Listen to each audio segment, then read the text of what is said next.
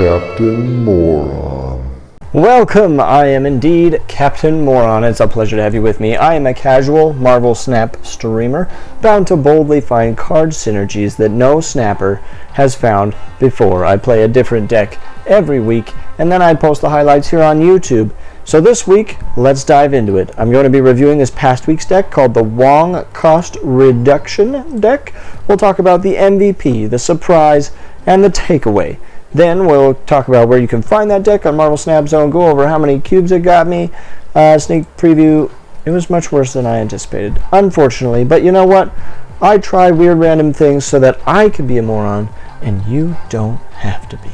Then we'll look at what next week's deck will be. I like to call it a Thanos fill-in kill.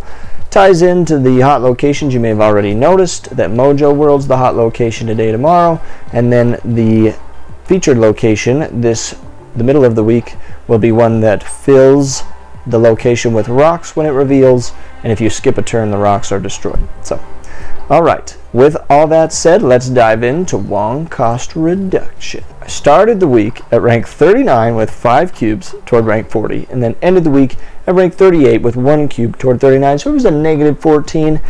Here's what I'll say, jumping to the takeaway. It's worth it to just plan to do Wong, and we'll talk about that later. But the MVP was for sure Sarah. Anytime I could get Sarah, I learned quickly that Sarah was the card I wanted to get down ASAP. Unless it's 5 and I've just got to play Magic, Sarah's got to come down before Magic. Reducing the cost of all those cards is so powerful, and there's a reason she got nerfed in a recent update. The surprise for me was actually Moon Girl. Having 2 Ironhearts or 2 Gambits, especially with Quinjet, was crucial. A lot of times I just kind of relied on having that, but being able to put down multiple on Wong at the end, that was almost always a win. So Moon Girl was delicious. And the takeaway, as I alluded to, I like the idea of playing Wong on the last turn, but it just didn't work very well. It was rare for it to land properly, and I will say missing Odin is a huge loss. So what I would do instead is something like this that's built to just Odin on the Wong on the final turn. And you know what? Risk the counter. You can retreat if you get countered, because they probably won't wait till the last turn to counter you. So you're not going to lose a whole lot of cubes.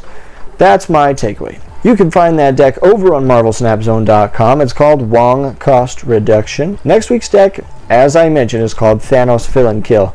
The idea is, with this new location coming that's going to fill the location with rocks, if you skip a turn, destroys the rocks, I thought to myself, we need to benefit from the rocks or skipping a turn. So obviously Infinite's important. With Mojo World being the hot location today, tomorrow, I thought we want to fill locations as well. I want to be the person playing the Killmonger. That's harder to counter. In fact, it's almost impossible to get the armor down there before it reveals. You don't know what's going to reveal unless you have Watu, and that's not worth it. So, I thought, I've done a Thanos deck, but I haven't done a Thanos Destroy deck. Before, the idea was not to destroy all the stones, but to use them, to buff them. I had Killmonger in case I needed a free room, but this is really built around destroying, around getting those destroys so we can Moon Girl a death and maybe even a She-Hulk, and if we've got the deaths and the She-Hulks on a final turn that we can play, that's delicious. It's tested very well. Now that doesn't mean it's going to be wonderful. There's something about Saturdays, but the idea here is to play the stones as soon as possible. Always with Thanos. Play the stones as soon as you can. Get as many destroys as you can so that either Death or She-Hulk with Infinite in there. If we're skipping a turn for Infinite, we're going to get rid of those rocks anyway. We can put the Infinite where the rocks were if we need to, and that's more than Kazar, Blue Marvel, and Onslaught would have gotten with all the rocks anyhow. So, I'm really excited to play this deck this week. You can catch me streaming this deck Tuesday, Wednesday, and Thursday night.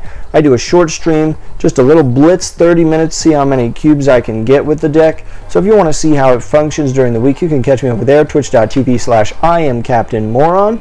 And other than that, I will see you next week. And don't forget, I am Captain Moron.